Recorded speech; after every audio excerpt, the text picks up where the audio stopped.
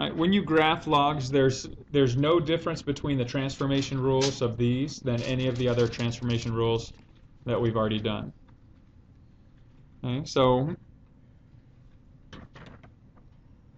let's look at, and there wind up being two cases. Again, because the logarithm is an inverse of an exponential equation or function,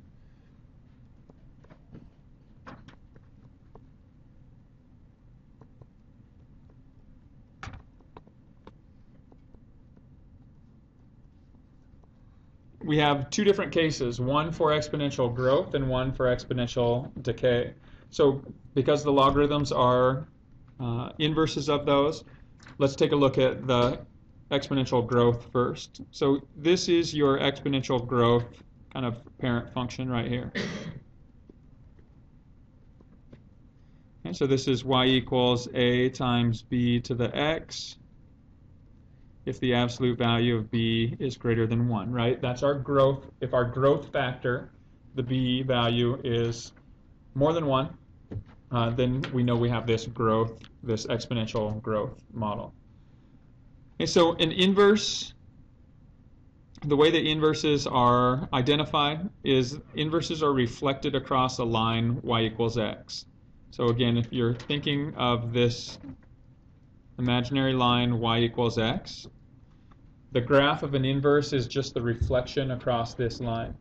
So in red here is going to be what the equation or the graph of a logarithm that models the inverse of growth would look like. So this is our basic logarithm graph. It's y equals a times log base b of x, okay, where b fits the same rules as the growth model.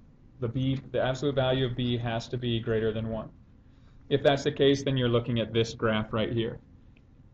Okay, and there's some general tendencies with this graph. This graph will have, instead of a horizontal asymptote like the exponentials, it has a vertical asymptote.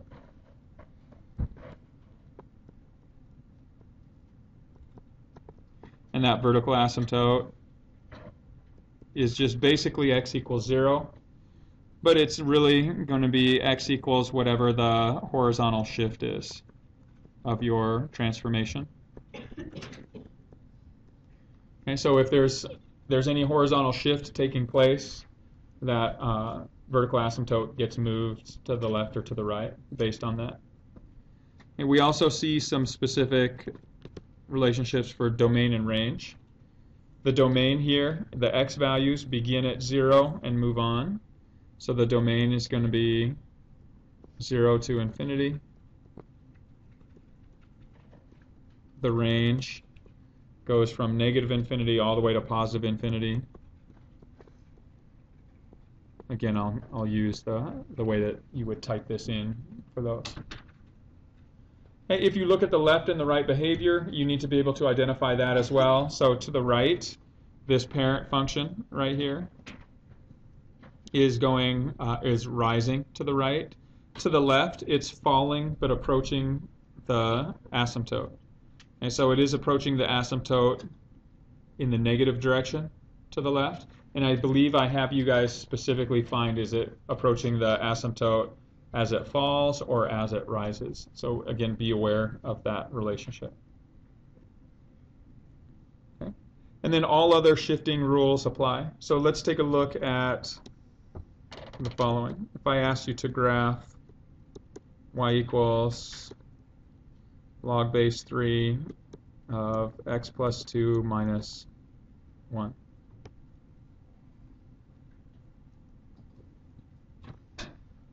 And you had to sketch this graph.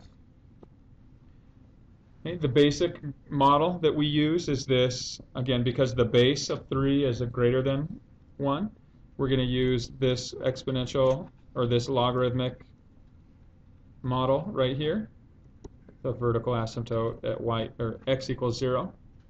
So there's our basic function, and we're going to manipulate off of this. So what's our vertical shift?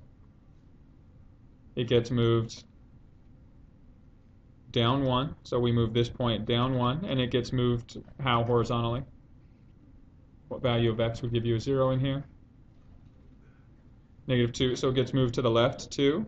So this vertical asymptote gets moved 1, 2 to the left. So we have a vertical asymptote here, and then each of these points gets shifted over that way too.